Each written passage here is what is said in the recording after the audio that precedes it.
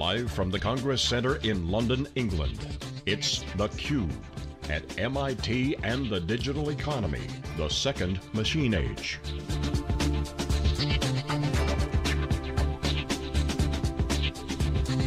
Brought to you by headline sponsor MIT.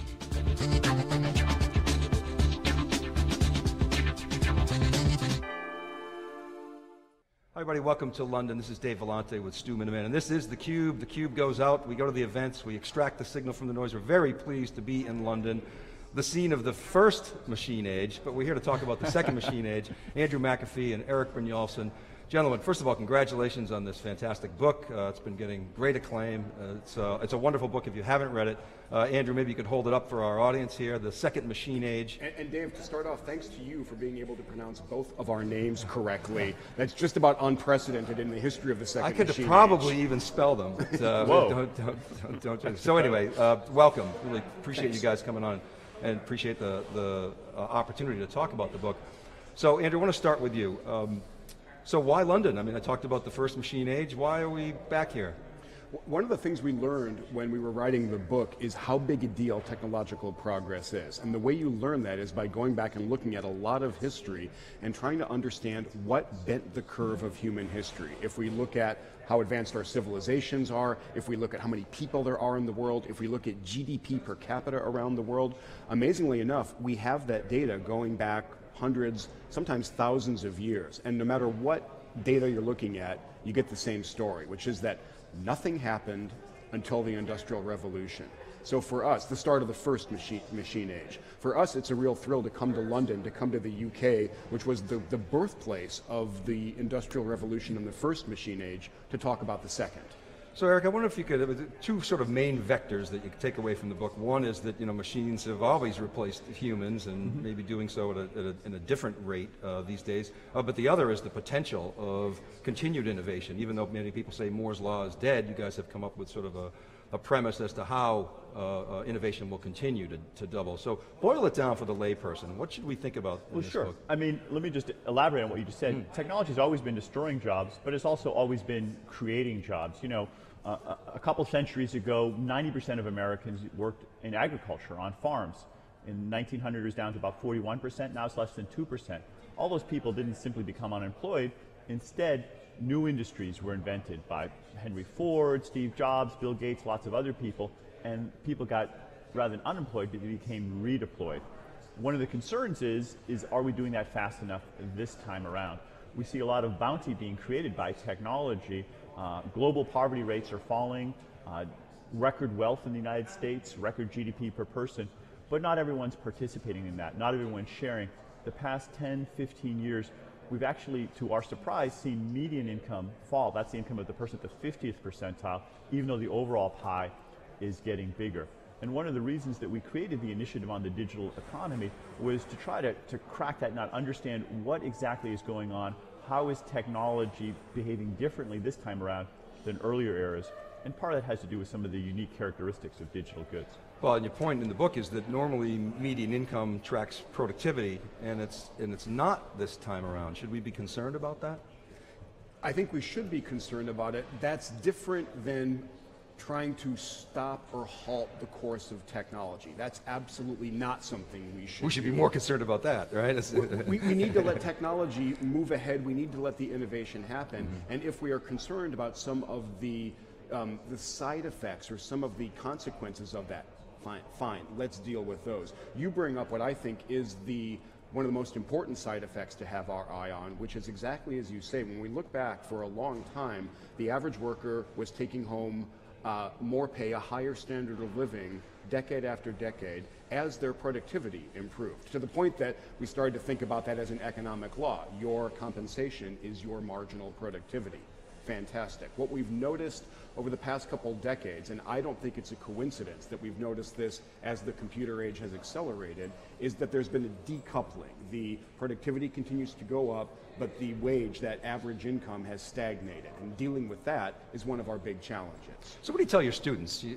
Become a superstar? I mean, not everybody can become a superstar. Well, our students can. Yeah, maybe they can. Fortunately, we teach sure. at MIT. They all aspire to, right? And a lot of people focus on the way that technology has helped superstars reach global audiences. You know, I had one student, he wrote an app in about 2 or 3 weeks, he tells me, and within a few months he had reached 1 million people with that app. That's something that probably would have been impossible a couple of decades ago, but he was able to do that because he built it on top of the Facebook platform, which is on top of the internet, and a lot of other innovations that came before. So in some ways, it's never been easier to become a superstar and to reach literally not just millions, but even billions of people. But that's not the only successful path in the second machine age. There's also other categories where machines just aren't very good yet. One of the ones that comes to mind is interpersonal skills, whether that's coaching or picking up on other cues from people, nurturing people, caring for people, and there are a whole set of professions around those categories as well. You don't have to be some superstar programmer to be successful in those categories, and there are millions of jobs that are needed in those categories to take care of other people. So I think there's going to be a lot of ways to be successful in the second machine age. So I think that's really important, because the one takeaway that I don't like from people who have looked at our work is that only the amazing entrepreneurs or the people with 140 plus IQs are going to be successful in the second machine age. It's just not correct. As Eric says, the ability to negotiate, the ability to be empathetic to somebody, the ability to care for somebody, machines are lousy at these. They remain really important things to do. They remain economically valuable things to do. But I'm concerned that they won't remain lousy. If I'm a student listening, you said in your book, self-driving cars, a decade ago, even 5 years ago, so it can't happen. So how do we predict what computers will and won't be good at? We basically don't. Our track record at doing that is actually fairly lousy. The mantra that I've learned is that objects in the future are closer than they appear. And the stuff that seemed like complete sci-fi or never going to happen keeps on happening. Now, that said, I am still going to be blown away the first time I see a computer-written novel that works, that I find compelling. That seems like a very human skill, but we are starting to see technologies that are good at recognizing human emotions, that can compose music, that can do art and paintings that I find pretty compelling. So never say never is another good mantra. I mean, right. If I look some of the examples lately, basic news, computers can do that really well. Right. IBM, the Watson machine can make recipes that we would have never thought of. Things that would be creative. Andy, in the technology space, a decade ago, computer science is where you tell everybody to go into. Today, is data scientist still like a hot opportunity for people to go in the technology space? Where is there some good opportunity? Whether or not that's what the job title on the business card is that's going to be hot. Being a numerate person, being able to work with large amounts of data, in particular, being able to work with huge amounts of data in a digital environment, in a computer, that skill's not going anywhere. You can think of jobs in 3 categories as related to technology. There are ones that are substitutes racing against machines. There are ones that are complements that are using technology. And then there are ones that just aren't really affected yet by technology. The first category you definitely want to stay away from. A lot of routine information processing work. Those are things machines can do well. Prepare yourself for a job as a payroll clerk. That's a really bad piece of advice these days. And we see that those jobs are disappearing, both in terms of the numbers of employment and the wages that they get. The second category, jobs that complement, data scientist is a great example of that, or somebody who's an app writer or YouTube. Those are things that technology makes your skills more and more valuable. And then there's this huge middle category. We talked earlier about interpersonal skills, a lot of a physical task still, where machines just really can't touch them too much. Those are also categories that so far have held up. I didn't know it. Like middle school football coach is a job that's going to be around, a human job that's going to be around for a long time to come, because I have not seen a piece of technology that can inspire a group of 12 or 13-year-olds to go out there and play together as a team. Now, Eric has actually been a middle school football coach, and he actually used a lot of technology to help him get good at that job, to the point where you were a pretty successful middle school football coach. Yeah, we won a lot of games, and part of it was that we could learn from technology. We were able to break down films in ways that people never could have previously at the middle school level, because technology has made a lot of things much cheaper now. then were available. So it was learning to be competitive versus learning how to teach kids to play football, is that right, or was it both? Well, actually, one of the most important things in being a coach is that interpersonal connection. That's one of the things I liked the most about it, and that's something I think no robot could do. I think it's be a long, long time, if ever, that an inspiring halftime speech could be given by a robot and get them Eric to go out Kipper Brynjolfsson. Well, to me, the most interesting examples, and I didn't realize this until I read your book, is that the best chess player in the world is not a computer. It's a computer and a human. Those, to me, seem to be the greatest opportunities for innovation. Yeah, we call it racing with machines, and we want to emphasize that that's where people should be focusing. I think there's been a lot of attention on how machines can replace humans, but the bigger opportunity is how humans and machines can work together to do things that could never have been done before.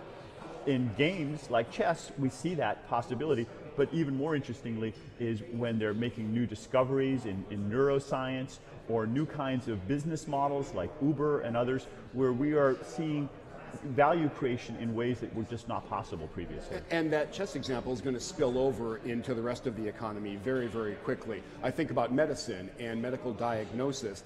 I believe that work needs to be a huge amount more digital and automated than it is today. I want Dr. Watson as my primary care physician, but I do think that the real opportunities are going to be to combine digital diagnosis, digital pattern recognition with the unique skills and abilities of a human doctor. Let's bring those two skill sets together. Well, the stat in your book is it would take a physician 160 hours a week to stay on top of reading, to stay on top of all the new publications and material. That's the estimate, but there's no amount of time that Watson could learn how to do the empathy that it requires to communicate that and learn from a patient. So humans and machines have complementary skills. The machines are strong in some categories, humans and others, and that's why a team of humans and computers can be so powerful. That's the killer combo. Since the book came out, we found another great example related to automation and medicine and science. There's a really clever experiment that the IBM Watson team did with the team out of Baylor. They fed the technology a couple 100,000 papers related to one area of gene expression in proteins, and they said, why don't you predict what the next molecules are we should look at to get this desired response out?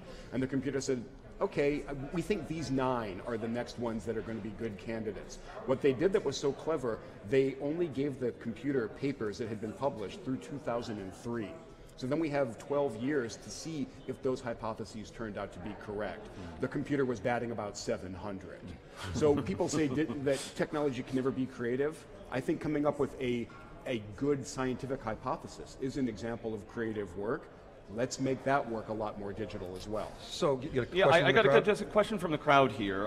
The first industrial revolution really helped build up a lot of the cities. The question is, with the speed and reach of the internet and everything, is this really going to help distribute the population more? What does the digital economy do? I don't think so. Yeah, I don't think so we either. want to come to cities not just because it's the only way to communicate with somebody. We actually want to be face-to-face with them. We want to hang out with them. Urbanization is a really, really powerful trend. Even as our technologies have gotten more powerful, I don't think that's going to reverse. Yes. But I do think that if you want to get away from the city, at least for a period of time, and go contemplate and be out in the world, you can now do that and not lose touch. Yeah, the social and the distributed workforce isn't going to drive that away.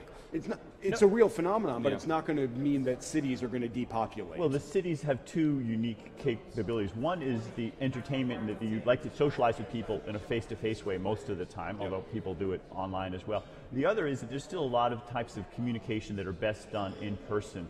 And in fact, real estate value suggests that being able to be close to other experts in your field, whether it's in Silicon Valley, Hollywood, Wall Street, is still a valuable asset. Eric and I travel a ton, not always together, and we can get a lot of our work done via email and via digital tools. When it comes time to actually get together and think about the next article or the next book, we need to be in the same room with a whiteboard doing it old school.